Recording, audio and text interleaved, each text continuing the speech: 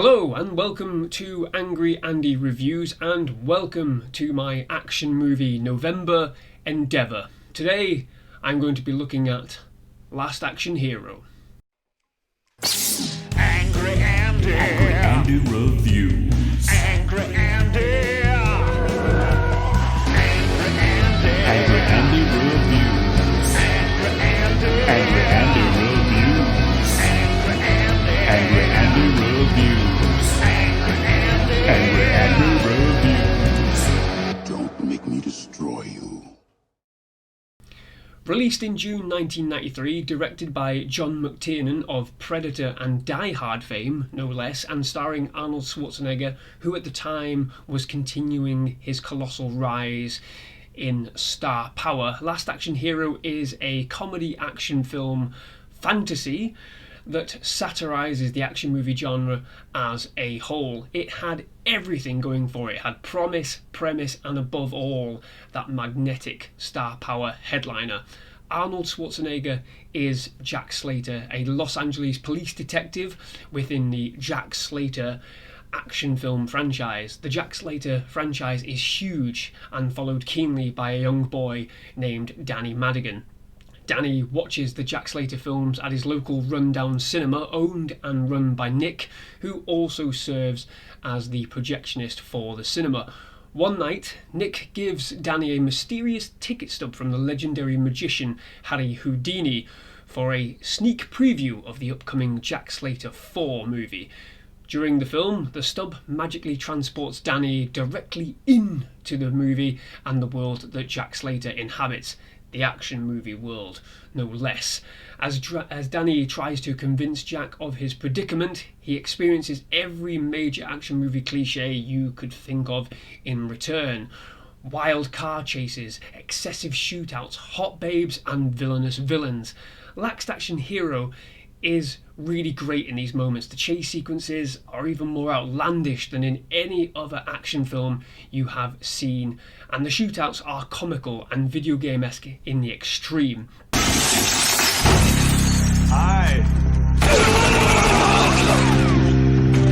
Everything in Last Action Hero points towards that comedy factor as the main selling point, and to a degree it works for the vast majority of the film as well. Hi, it's that guy.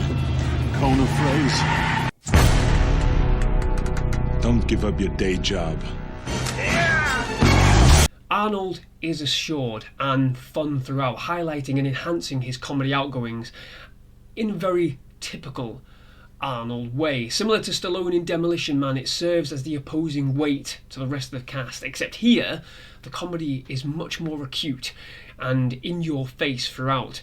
Danny attempts to guide Jack towards the villains, helping him uncover a conspiracy orchestrated by a mob boss named Vivaldi and a one-eyed hitman named Benedict. Vivaldi's plan to murder his rival mob boss by releasing a lethal gas atop a skyscraper during a funeral is thwarted, and upon learning of this failure, Benedict kills Vivaldi in extreme fashion, steals the ticket stub from Danny, and escapes to the real world. Jack, finally coming to terms with the truth about his existence in the real world, rushes to stop Benedict along with Danny from killing the real Arnold Schwarzenegger using villains from the movies, including Jack's arch nemesis, the Ripper. Now, at the time of its release, Last Action Hero was seen as being the next big action movie, within many industry insiders suggesting as much, and predicted a huge box office return. Unfortunately, the film released alongside what is seen as one of the actual greatest blockbusters of all time.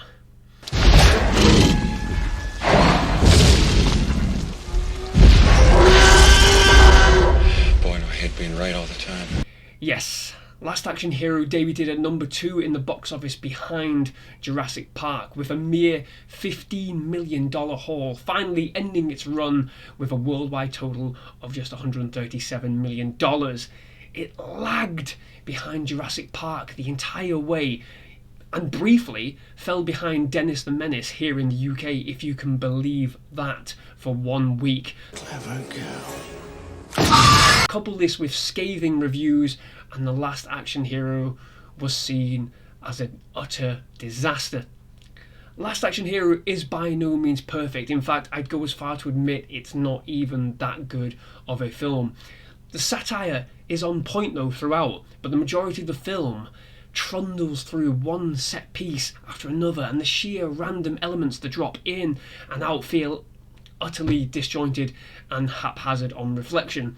It's a film where the concept clearly outran the execution. All the ingredients are there for what should have been the greatest action spoof of all time. We get little cameos. At one point you see Sharon Stone from Basic Instinct and Robert Patrick as the T-1000 steams past Arnold right at the beginning. There are random nods to Lethal Weapon and Die Hard through the film's score, but tonally it's a mess, and the structure of it all, it's just disastrously unbalanced, and the whole film fares no better as a result. The film does claw back a lot of its own misgivings in the final portion of the film when the characters enter the real world, and it is quite funny and revealing to see both Jack Slater and Benedict attempt to grasp how inconsequential their existences and their actions both are in the real world, which,